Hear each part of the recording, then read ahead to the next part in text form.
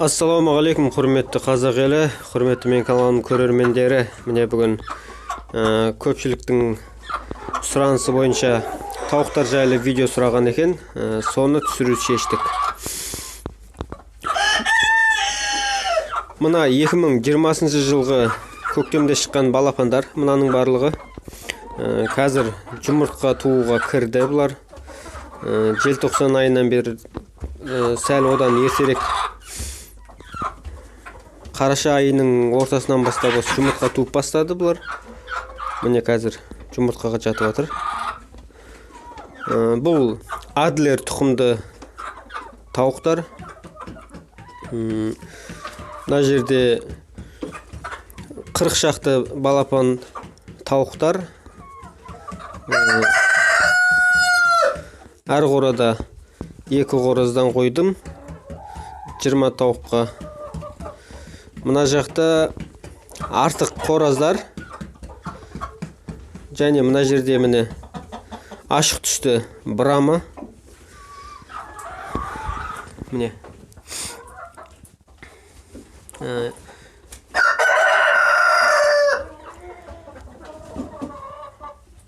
міне екінші тауығы.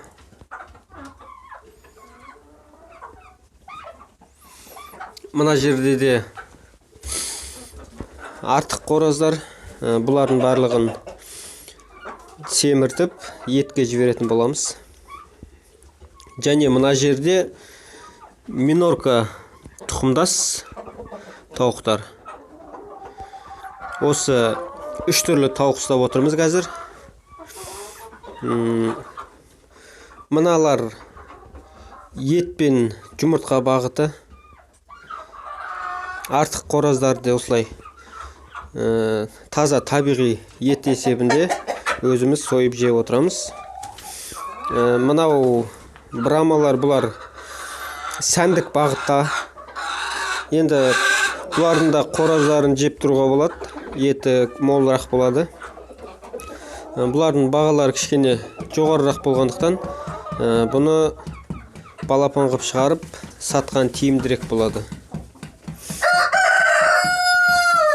Мына Адлер тұқымды тауықтар, бұлар да осы жұмыртқа бағытына арналған.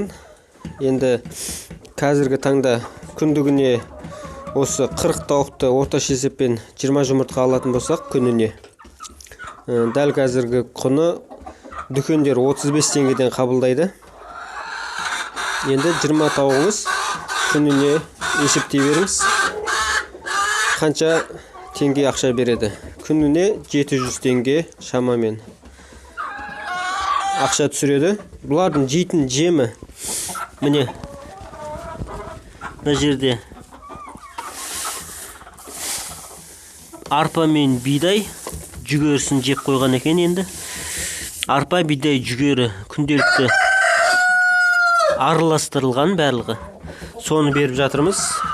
Азанда кешке 2 мезгіл мына 8 литрлік шелекпен толтырып бір шелек салынады мына барлық тауыққа. Міне беріліп жатқан жем осындай. Ешқандай дәруменсіз таза бидай, арпа және жүгері. Әрқайсысын алып, үштіп араластырып дайындап қойғанбыз. Осыны береміз тауықтарға 2 мезгіл. Қазіргі кезде жұмыртқа туып жатыр, жаман емес. Білетін болсаңыздар, мына жерде каналымды үнемі көретін кісілер, мына жерде менде брудер бар. Алдыңғы видеоларда көрсеткем.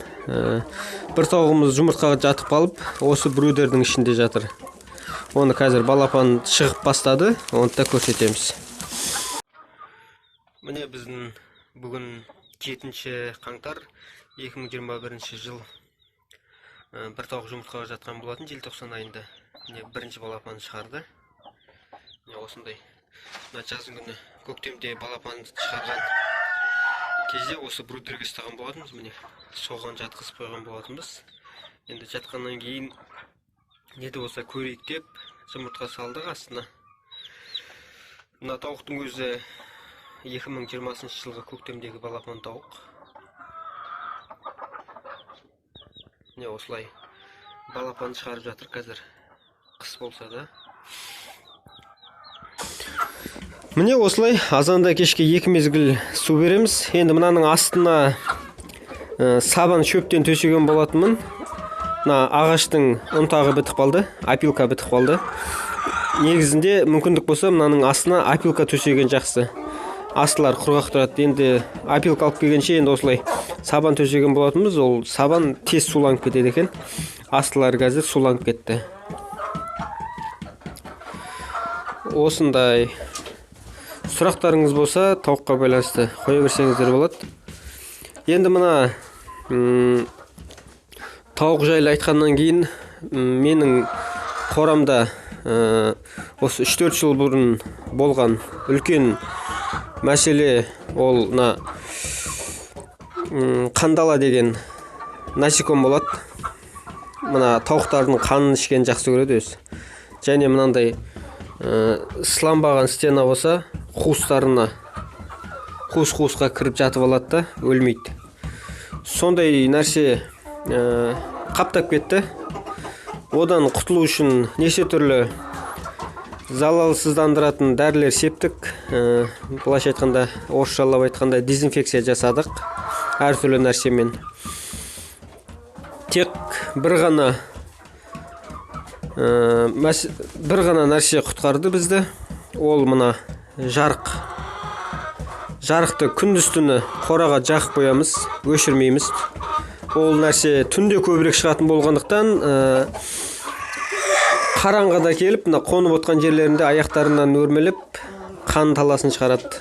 Тауықтар өліп те қалып жатады одан. Сол үшін осылай жарықты жақып қоямыз. Күндіз-түні осы жарық жанып тұрады.